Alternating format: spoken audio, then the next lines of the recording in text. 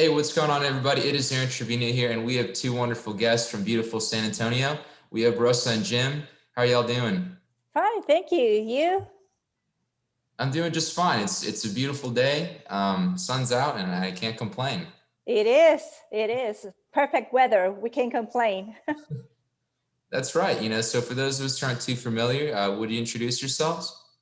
Yeah, well, my name is Rose. A lot of people know me as Rose here in San Antonio. Um, a little bit of my background is that I am from Mexico. I've been here for 10 years. We came here and we bought a business. The business was almost dying. We fixed it, and 5 years later, we sold it for a very good profit. But then we bought another business, and that was a disaster. We lost almost everything on that business. Um, so then I've always liked real estate, even when I was in Mexico. Um, so I sold some jewels that my mom gave me and went into a mentorship. And that's where I met Jim. And so after that, a few months after the mentor, we decided to partner, and we've done it for 5 years. And we started flipping houses, and now we're doing owner finance, we're doing rentals, we're growing our rental portfolio, and it's been great. Jim? Yeah, my name is Jim Schopenhauer, and I've been in the insurance business, life and health insurance business since college. And 5 years ago, met Rose, and we've been in a partnership, and it's been doing really well. Absolutely. Yeah, it's really interesting hearing people's different stories about how you got started. So that was where you both got connected, right? Yes, yes, in this mentorship program. Yes. Uh-huh. Okay, very good. And I guess I'm just curious as well. I know Jim mentioned working in insurance. What led you into real estate? What was kind of your motivation or into getting into the industry? One was taxation and insurance. Your tax is ordinary income on your commissions. Real estate, you have other options like long-term capital gains or qualified plans that you can buy and sell real estate in. And the marketplace was such that commissions were being decreased by carriers. So I was earning less money for the same amount of work. Mm. Absolutely. So it sounds like, you were earning less money for the same amount of work, whereas real estate, what was special about real estate? What did that offer you as opposed to the previous work? As I mentioned, it offered ordinary income in insurance versus long-term capital gains or Roth IRA type sheltering in real estate. So it was mainly the money. Sure, absolutely. So I'm just curious as well. You kind of mentioned the deals that you've done. Have you done exclusively deals in San Antonio, or do you look at other markets? Well, at the end of last year, and actually because of COVID, our business changed, but we basically have done everything in San Antonio. We've never done anything even in New Braunfels, but then everything started to change, and now we're looking at deals in Chicago, in Louisiana, in other states. So, I mean, you have to learn, and you have to change also, and go to other markets to grow. Mm-hmm. Yeah, absolutely. Yeah, I'm just curious, at least for, maybe a new investor, any investor in general, going to a market would seem like something where you don't know much about it seems difficult. How are you able to Yes. enter different markets? Well, we are just starting, and basically it's a market that you don't, I mean, you're not there, you don't know the area. So just looking at pictures, trying to go to the county website, looking at the tax value, things like that, and then connecting with other groups, especially in Facebook, that done other markets to partner. That's very important. important. Partnership is very important. You can't do everything on your own. So if you don't know the market and you can connect with people in other states and have boots on the ground, then that's when things start to happen, and that's when you can accomplish to buy or to wholesale or whatever you want to do in other states. And the process of gathering the information is the same, whether it's San Antonio or some other Yep. place. It's the process is the same. Yeah, actually, we're pretty lucky in San Antonio because all the records are free. Yeah. Whether in other markets, you have to pay to get them. Huh. Okay. I'm just curious, what other markets would you have to pay? Well, even here close in San Antonio, Guadalupe County, you have to pay, I think Hayes, Louisiana, I mean, some of those. Mhm. Yeah, absolutely. So we're pretty lucky. I don't know about you. Sure. Are the records free? Yes, they're free. Great. Yeah. Yeah, I think most of the Texas metros are the records are free, aren't they? I Yes. think so, yes. At least here in San Antonio. Yes. Sure, absolutely. Mhm. Yeah, that's neat. I didn't really give that much thought. I just kind of assumed that records were free everywhere, but apparently No, not. they're not. Okay. No, that's so I guess, if you wanted to enter the Chicago market, you would go, what would that look like? You would go onto the Facebook group and then start looking for different people to be part of your team, or what would you do? Yeah, well, basically, if there's an opportunity, for example, in Chicago, we would go there and say, "Hey, guys, who's interested in Chicago? Who's buying there?" And it's really impressive how a lot of people come back to you for everything you want to do or for any recommendations and reach out to you, and that's how you connect. That's how you network. Mhm. Yeah, absolutely. I'm curious as well, in terms, you mentioned Chicago, you mentioned, maybe doing a wholesale deal in different markets. What makes a market attractive to you? Hmm. It's it's not the market, it's the property. So Okay. any property. How distressed is it? Doesn't matter where it is. Yeah. How distressed is it? Why are they selling? Sure, absolutely. Yeah, because I mean, at the end of the day, the numbers do count. So that's a great point. It sounds like Yeah. it's more so the property than the market. So it's all about numbers, basically. Mhm. But most of our deals we've done in San Antonio. Okay, very good. Mhm. So most of the deals in San Antonio, have those been flips or buy and holds, or what sort of deals are you doing there? We started flipping. Most of them were flips. And then, as I mentioned before, COVID came, and then we needed to reinvent ourselves. We found a few deals that were not flips, so we have started building our rental portfolio, and we also have started doing some owner finance with properties with no equity, because last year most of the houses that we found didn't have any equity. So we said, what can we do with these houses? And we did the numbers, and they work for owner finance, and we started learning about it, going to people that know about owner financing, and we did it. All right. So yeah. So for those of us who aren't familiar with owner financing, what would you explain what it is? Jim?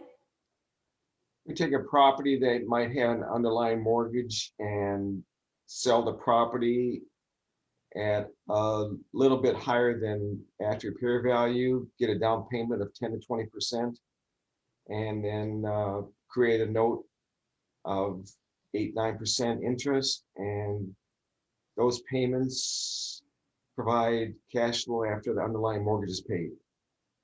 Mm-hmm. Every month. So you have you win 3 times. You have profit 3 times. You have profit with the down payment, you have profit with the cash flow, and then you have a profit when you sell the property or at the end of the note. Okay, yeah, it sounds like a pretty good option where it offers Yeah. seems like it offers you more flexibility. Uh-huh. It offers flexibility for a buyer. Because they don't have to qualify. Yeah. Hmm. Yeah, that makes a lot of sense. So I'm curious as well. Do you find that the owner finances work, it more so in I guess like a city metro area compared to a rural area, or it can kind of work anywhere? Anywhere. Hmm. I mean, there's people everywhere that's looking to buy a house that they don't qualify. And so they reach out to us and ask us, hey, do you have a house? Can I see it? And sometimes, I mean, they want to buy a house. So you don't have to do anything. You don't have to do any repairs. And that you can help them. And it's their opportunity to have a house and pay for it and fix it and, just give something to their kids. Sure, absolutely. It's great for the investor and also great for the customer as well because Yeah. they're afforded that service. Mm-hmm. Yeah. Absolutely. So I know you mentioned you're doing a lot of work in San Antonio. We have people from, maybe other parts of the state, other parts of the country who aren't familiar with it. Could you maybe explain, what San Antonio looks like, I guess in terms of the economy or what the city is like? Uh-huh. Jim, do you want to do that? Anybody can go Google that information, get all the stats that they want. A lot of people moving into Texas, and San Antonio is also one of those great cities that people moving into. So the demand's high, supply is limited, and days in the market aren't very long. Yeah, and it's the seventh biggest city in the United States, and you can get around pretty well with almost non-traffic. So that's awesome. Yeah. You have to go see a property in the south side or in the east side, and everywhere it takes you less than 20-30 minutes to go there. That's right. So it's awesome. Yeah, I really like that about San Antonio. I like, you have 410, you have 1604, Yeah, so it flows. it does. Yeah, So Austin's a little bit different. I guess Austin was kind of a sleepy college town that just kind of exploded. So yeah, yeah, lots of traffic in Austin. yeah, I know. that too, that too. So what, I know you mentioned, the South Side, as well, what sort of neighborhoods do you kind of see there, maybe investors go into, or maybe that's popular for new home buyers? It's Well, it's in the northern half of San Antonio. If you take a horizontal line through it, it's in the north half, and they're usually from 150, either 100 to $300,000. That's where we try to stay. yeah. So we try to buy properties that, like they say, Walmart type of properties, Target type of properties. We try to buy properties that you would like to buy. I mean, we don't go to high-end properties that are worth millions of dollars, but we don't go to properties that are less than $100,000. Sure. That makes a lot of sense. Yeah. San Antonio's changed so much, and at least in the past few years in terms of the market. Mm-hmm. Mm-hmm. Absolutely. Yeah. Yeah. Yeah. So Go ahead. yeah, no, I'm just curious. Where do you see San Antonio is growing, but where do you see it? Specifically growing, or what direction is the city moving? Direct north and northwest and west. The Northwest, yeah, it's growing a lot. Yeah. Sure, Mm-hmm. absolutely. Probably like Helotes going towards Bandera, right? Yeah, that area. But up I-10 towards Bernie and Comfort, a lot of growth there. Yeah, Bernie is also growing a lot. Yeah, absolutely. Bernie's changed, at least from the first time I went there, I guess 10 or 15 years ago. But for those of us who don't know, could you kind of explain geographically where Bernie is in relation to San Antonio? Go out I-10 to the northwest, and you run into it about 15 miles out. Okay. And what is Bernie like? What's the what's the town like? Well, it's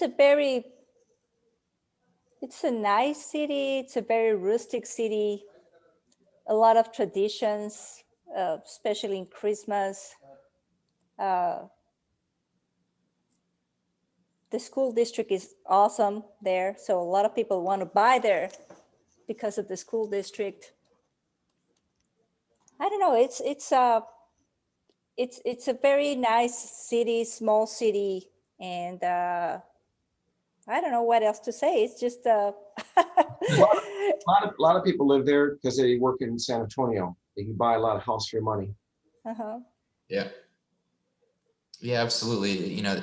It kind of seems like anywhere in Texas, people are looking for viable options, whether, it's living in San Marcos and commuting into downtown Austin, or living in Bernie and commuting into San Antonio. Yeah.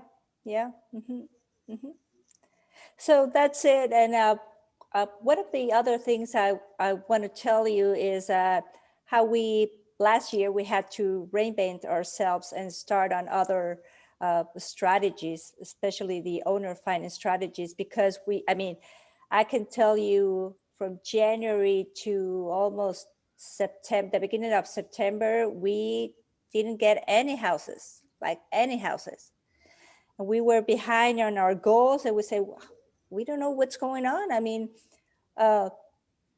The people are not that stressed because they're not getting foreclosed, and they still have one retail value. So what's going on? So we had to start thinking, hey, what do we do? Where do we find the properties? How do we change? Everybody wanted retail. So that's how we started thinking about properties and owner finance. And we are looking into, it's just starting to learn about lease options too. Okay. For those of us who aren't familiar, would you explain what a lease option is? Sure. The lease option is when a seller would lease a property to you and gives you the option to buy it in 12 or maybe longer term. And for example, you get a retail value, let's say the house is $200,000, and said, okay, I'll buy it for $200,000 and I'll lease it for 12 months and I'll give you an option fee for 4 to 5%. Now, if you don't buy it, if you don't execute the option, and that fee is non-refundable. So the seller wins and the buyer also wins, because they buy some time to get the finance ready to buy the house, which is, it's really good for them. That's another way of helping them. Sure. So it kind of sounds like in the future that the lease option is kind of your new strategy you're looking for. Well, we're looking into it. So we're trying to look into all of the strategies and all of the creative financing that we can do to get more properties and to grow our portfolio and to move from flipping houses into more passive income, which is really what gives you wealth. Sure, absolutely. So it sounds like the goal is kind of to get the properties that, maybe rentals or something that would generate the income. Yeah. Yes. Okay. And in terms of your goal, what would be ideal for you in terms of, maybe how many units or homes you would want to get that passive income?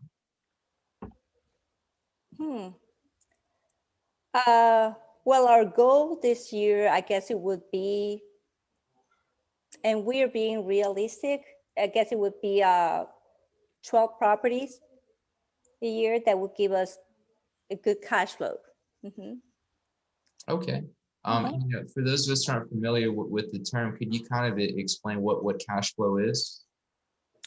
Well, when you rent a property, and let's say the property has a mortgage, or you bought the property subject to that mortgage, and you have to pay $1,000, and you can rent it for $1,500, then your cash flow is those $500 per month. So that's cash flow is the money that you get every month, that it's between what you pay and what you keep. Mhm. Sure, absolutely. It kind of sounds like that's what you have to do to get that rental income and build your portfolio, Yes. right? Yeah. Hmm. Okay. So that's kind of more of I guess what you're doing now, what you're looking to do. I guess new strategies you're incorporating. What are you looking to do in the future as well? We're looking to do everything. We're looking to keep doing flips. For example, we're doing a flip right now. That's in the Bernie. We actually right now have two properties in Bernie. One is a flip, one is gonna be a flip. I have been talking about this one. The sellers had, the property was vacant, and the sellers loved cats. Like, what can I tell you? So they had 22 cats in the property.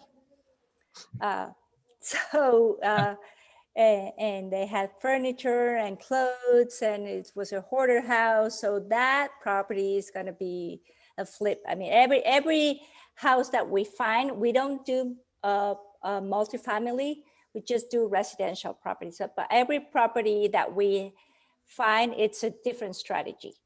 So this one we are going to flip.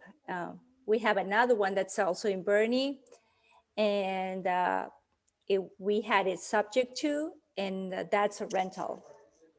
And it's going pretty well because it's a high-end property, so the cash flow is really good.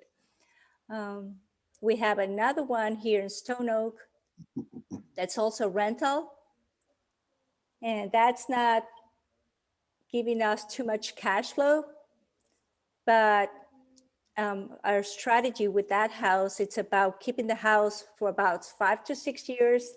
And after those 5 to 6 years, then there's going to be a lot of equity in the house. So that's mainly our strategy there. Sure, absolutely. So it sounds like you're saying that you use different strategies for different types of homes. Mm-hmm, mm-hmm. And it depends on the numbers and the situation Yes. and what liens look like or judgments and Mm-hmm. things like that. Sure, absolutely, Jim. So just curious as well. I mean, let's say you're looking at a home, right? So how do you know, and if we're looking, strictly at the numbers, how do you know that, hey, this would be a good wholesale deal, or no, it would be better for a flip? Depends where it is. It's too far or too much, or it's just a project we don't want to work on that would lend itself to a wholesale. Yeah, it also depends if we have a mortgage on it, if the seller is willing to, uh, is willing that we take over the payments. So we do a subject to. If it's free and clear, we always use private money, and we flip it. So it depends on each case. That's our strategy. And we just have to look over all the numbers, like Jim said, if it has a mortgage, if they want retail, if they has liens or judgments, and how far is it, how extensive is the rehab, and then we decide what we do. Okay, absolutely. I know you mentioned earlier that at times you would use private money. Could you kind of explain, what private money is? Private money is money that individuals have and are willing to lend out at 8 to 10 to 12% interest rate return, and they take a first lien position on the property usually as their collateral. Mhm. Absolutely. So it sounds like that could be a useful tool in some senses for your flips.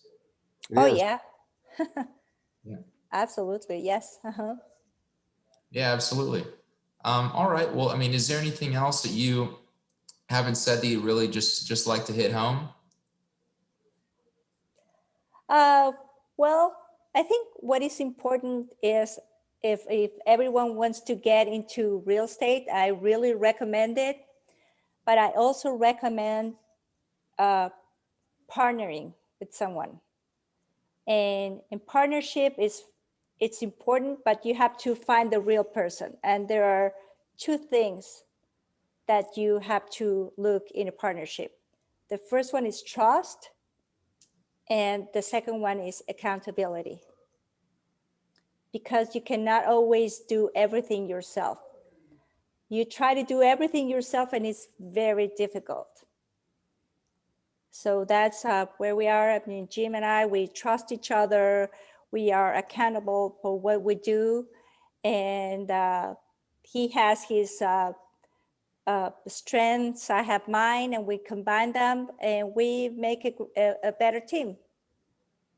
Yeah, absolutely. Yeah, I know it can be, let's say someone, just moved to Texas or just, moved to a new city and they're not familiar with the market, or maybe they're starting out, how do you even get connected with people to be part of your team? Mm-hmm. Well, I thought that Facebook is a great source. There are a lot of good Facebook groups that you can connect. And sometimes, I mean, I'm not the most active person in Facebook, but when I put something there, there have been people that reaching out to me, hey, I have this deal. Can you help me out? Oh yeah, sure. Give me a call. I mean, we're open to that. And if everyone want to reach out to us or need help with a deal, need to partner, they can reach out to us. We have a Facebook page that's called Fast House Buyers. And they also can reach me at 210-404-5710. Jim? Yeah, my phone number is 713-857-5813. Okay. Yeah, absolutely. I appreciate y'all coming on the show. It was definitely great, being able to speak to y'all about, kind of how you got together with this business partnership, a bit more about what you do, different strategies. So thank y'all so much. No. Yep, you bet, Thank Aaron. you. Appreciate it. Talk to Thank y'all you, later. Aaron. Great day. Okay. Bye-bye. Bye-bye. Bye-bye.